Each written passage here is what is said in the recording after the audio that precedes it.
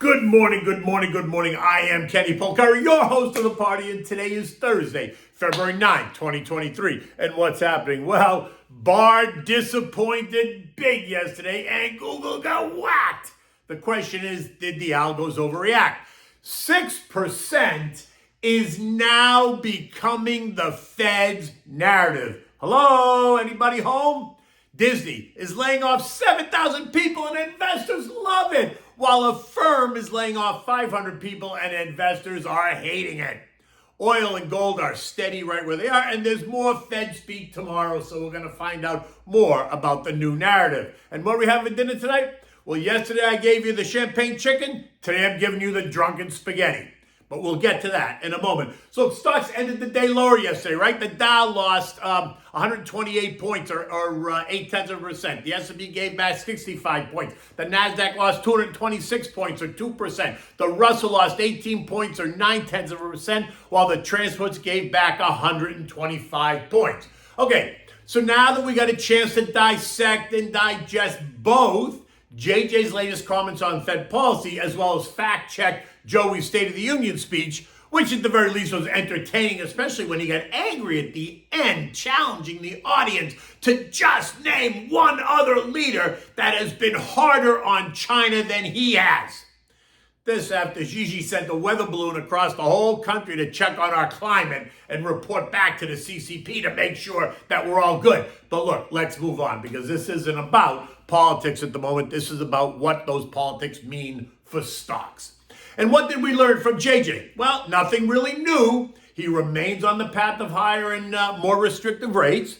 And that's what he and his cohorts have been telling us for weeks now. So there's nothing new. Yesterday, we got New York's Johnny Williams telling us that the official peak rate forecasts are reasonable, but that policy needs to remain restrictive for a few years. Yes, a few years. So Webster's dictionary defines a few as a small number of, right? So when people say a few years, it could mean more than two, because two would be a couple, but less than, say, 5, or maybe less than 4. Which means Johnny is suggesting that rates will remain restrictive until 2027? So I guess the pivot that's supposed to happen in 6 months, that ain't happening.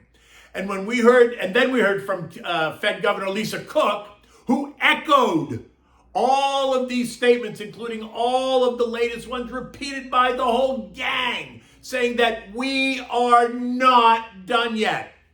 And just FYI, the Atlanta Fed's sticky inflation number remains high at 6.7% year over year. Now, while it's coming down, it is still high. And sticky inflation is an index of the components of the CPI that are slow to change and the ones that affect you the most. So think food, utilities, healthcare, staples. Once those prices go up, they don't come down so fast.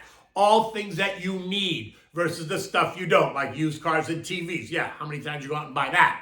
And then Bloomberg reported that sentiment is shifting, and this is very interesting. And how do they know this? They pulled data from the interest rate options market, and guess what they found? Someone is making a fairly substantial wager on where rates are headed, making a very big bet that terminal rates, meaning the neutral rate, will reach 6% by September, which is 75 basis points higher than what the Fed originally told us, and it's 125 basis points higher than where we are now, which means the Fed will tighten for 5 more months. And if that comes true, this bet is to pay off about $135 million if the Fed tightens until September. So the first thing I would ask is, who is this person and how is he or she connected to the Fed or to Goldman Sachs or to the Wall Street Journal?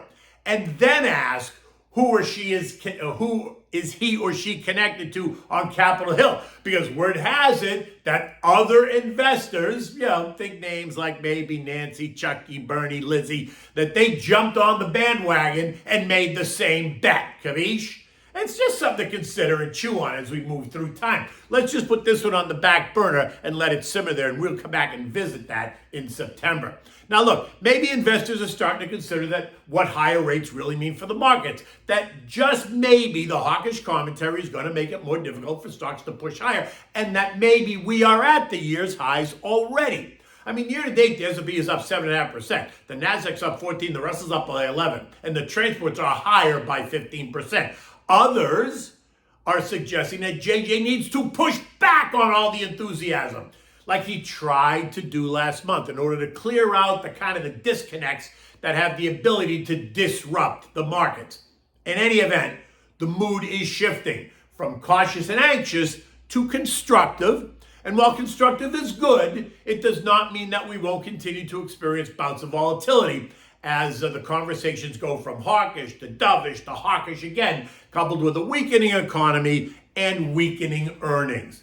The action yesterday wiped out all of the gains from Tuesday, so we kind of remain in the same place, right? We're up 20, we're down 20. We're up 20, we're down 20. NASDAQ yesterday got whacked. Hello, BARD. Thanks to you. Now, what's BARD? Well, Google, which owns BARD, suffered at the hands of investors as they launched BARD, which is their version of an interactive conversational chatbot for Google search, right? And that's going to compete directly with Microsoft's version of ChatGPT for their Bing search engine. ChatGPT, as you might know, is an AI-powered chatbot developed by OpenAI, a company founded by none other than Elon Musk and Sammy Altman back in 2015, and now has more than 100 million active daily users after its official release on December 5th of 2022. Yes, 100 million users in just 2 months. Let that sink in for a minute. And it's based on generative pre-trained technology, which is the GPT. It uses deep learning techniques to interact and generate human-like responses to questions in a conversational manner. It has wowed the world in its ability to answer questions and create responses that you would never know was written by a computer. It's amazing, really, but at the same time, it's a bit unnerving. In fact, the latest headlines have men and women using ChatGPT to write love letters and messages to their significant others for Valentine's Day, which only suggests to me that these men and women don't know how to express themselves or feel emotions at all. But that's what we get. They've given up on what it means to be human and vulnerable and emotional. But let's not go there right now, because that'll take me really off the rails. Students are also using it apparently to write term papers and college essays and high school book reports. Again, why not? It's the easy way out. Don't have to do any research, don't have to do any work. I'll just sit there and let my brain turn to mush. In any event, Google's BARD failed miserably in its answer to a fairly easy question, and investors didn't like it at all, or rather the algos didn't like it. They took the stock down more than 9% before it recovered just a bit to end the day lower by 7.5%. So it wasn't a good day for Google at all. And you can bet that Sonny, right, the CEO Sundar Pichai, is not happy. But let's be honest. It is new technology, and we all know how sensitive new tech can be. I do not expect this to derail Google at all. In fact, it's only going to make them more determined to win. And while I do not own Google individually, I'm still not betting against it. And then after the bell, we heard from both Disney and Affirm. Now, Disney beat. They announced 7,000 job cuts and a $5.5 billion restructuring and a restoration of the dividend by year end. Recall the divvy was suspended during COVID to help them conserve cash. And guess what? Traders loved it. They took the stock up 6% or $7 a share in the after-hours session. And this morning it is quoted up that much as well, leaving Disney up better than 30% year to date. Welcome back, Bobby Iger. On the other hand, then you had Affirm, right? On the other hand, they missed earnings. They also announced a 19% reduction in force, which equates to about 500 people.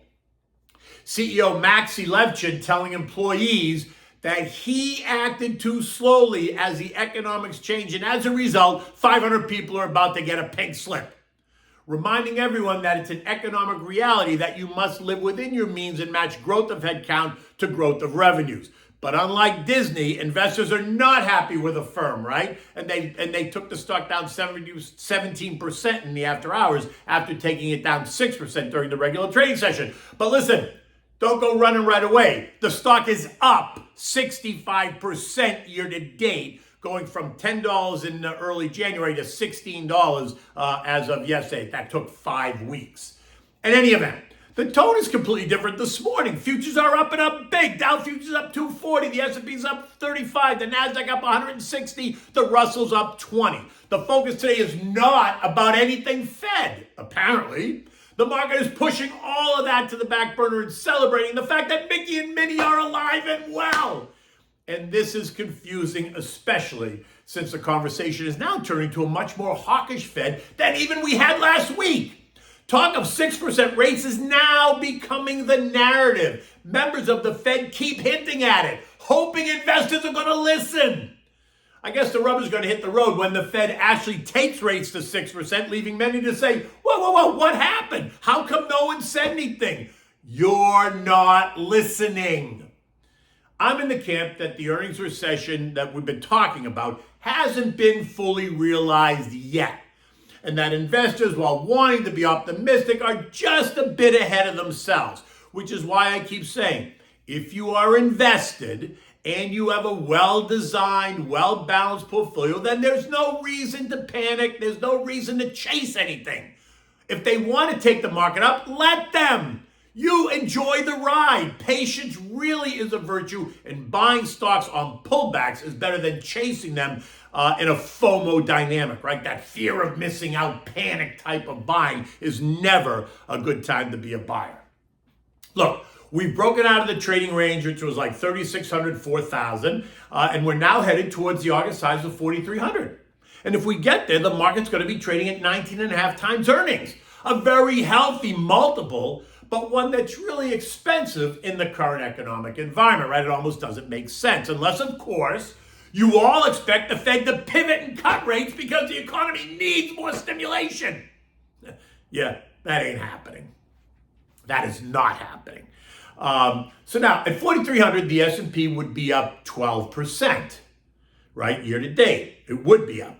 If you add back in the dividends for a total return, maybe you're at 15%. And while that's great, I'm just not convinced yet that we can get there, because when the Fed doesn't stop raising rates in March the way many expect is when reality hits home, which doesn't mean sell everything and go to cash. It just means don't be anxious to put money to work just for the sake of putting it to work.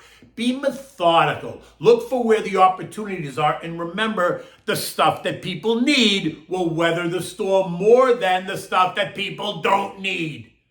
Value will continue to outperform growth in the months ahead. But remember, you have to account for where you are in the life cycle and where you are in the risk scale metric. This isn't a one-size-fits-all conversation at all, which is why you need to talk to your advisor, right? A 30-year-old is in a very different position than a 60-year-old, let's be honest. Now, oil remains trading at $78.70 a barrel. Think Chinese demand, even as U.S. inventories rise, because they expect China's just going to keep demanding and demanding and demanding. Treasuries remain inverted. There's no change there. But you can expect them to continue to offer investors an alternative in a nervous environment, right? Where you can lock in 4.4% rates for 2 years if you want. You can lock in 4.7% rates on a rolling 6-month T-bills if you want, right? For safety and guarantee of principal. Eco data today is all about initial jobless claims and continuing claims. The dollar index, the DXY, continues to try to hang on to the trend line. If it fails, then expect it to test the 101-ish support level again. Again, like I said yesterday, if it pushes higher, then it's going to run into long-term resistance up at 107.10. Gold, that keeps kissing 1900. It goes up, it kisses, it pulls back. Goes up, it kisses, it pulls back. After testing support down at 1868 earlier in the week. I still think the next move for gold is up. And so therefore I'm not changing my view on that. The S&P closed the day yesterday at 4117, down 46 points. And while I do expect the churn to continue and the consolidation to continue, it just doesn't feel like the consolidation is happening just yet. We're still holding well above the trend line at 4,000. And if they want to take them higher, I'm happy to go along for the ride. And you should too. I'm not chasing anything at all on days like today. I'm just going to sit back. I'd rather identify where I think the next opportunity is. And you know me, I like aerospace and defense, especially kind of in the bigger global political environment. Remember, building a strong foundation is the key. Dollar cost averaging into it is also the key. That's what helps you build it, and reinvesting all your dividends to create a larger, stronger overall portfolio. Okay, so what are we having for dinner tonight? We're having the drunken spaghetti. So yesterday I gave you the champagne chicken, and today it's like I'm giving you the drunken spaghetti. And this is so easy to make, right? You cook it, you cook the pasta in both water and red wine, right? You can use a nice Chianti or Vino di Tavola, which is a table wine. Nothing expensive. There's no need to use an expensive red wine at all. Go out and buy the Chianti. The trick is that you add equal parts of water and red wine to the pot. You bring it to a boil, you add the pasta, you cook it for 7 minutes, and then you strain it, reserving a mug full of that wine water, right? You then finish it off by sauteing it in a pan with butter, garlic, pancetta, and 1 cup more of the wine. So let me tell you exactly how to do this. What you need the nice Chianti, you need garlic, you need butter, you need the spaghetti. Now you can use a fusilli or linguine or bucatini, but it's going to be a long pasta, not a penne or mustacholi or ravioli, nothing like that, right? You need olive oil, you need chopped parsley, you need pancetta, you need red pepper flakes. Those are optional, but if you want them, you can have them. Now you're going to add equal parts of water and red wine to the pot, bring it to a boil. Add the salt, add the pasta, cook it until it's al dente, just like I said, 7 minutes. You want it a little bit undercooked, because you're going to finish cooking it in the saute pan. While that's happening, you want to peel the garlic and slice it, chop the pancetta, place it with the butter and the olive oil in a big saute pan large enough to fit the pasta. Place it over a medium heat to slowly melt the butter. Now add the pancetta, turn the heat up a little bit, cook it until it's almost crispy. Now you're going to add in the chopped garlic, you're going to saute it. Here's where you're also going to add in the red pepper flakes if you choose to use them. When the garlic gets toasty, now you're going to add a cup of red wine, and about 1/4 cup of the pasta water, right? Turn up the heat, let the liquid come to a boil, and it starts to boil away. The alcohol will boil away, right? Now you want to take the tongs and take the pasta out of the water. You want to put the pasta directly into the saute pan with the garlic and the wine. You want to mix it well, stirring it over and over until the liquid is mostly absorbed. Don't let it dry out. You can always add a little bit more of the pasta water that's got the wine with it into the pasta, right? Just to keep it moist. Not soupy, but just moist. You want to serve this immediately in warm bowls. Be sure to have plenty of Pecorino Romano cheese on your table, because this dish gets better if you put the cheese on it and then you stir it. It gets all creamy and delicious. Oh my God, I can taste it right now as I even talk about it. Now look, you can see the day. It's a beautiful day behind me, and it's going to be about 75, 80 degrees today, and it's going to be a beautiful weekend. But the day is young and it's about to get started. So until tomorrow, take good care.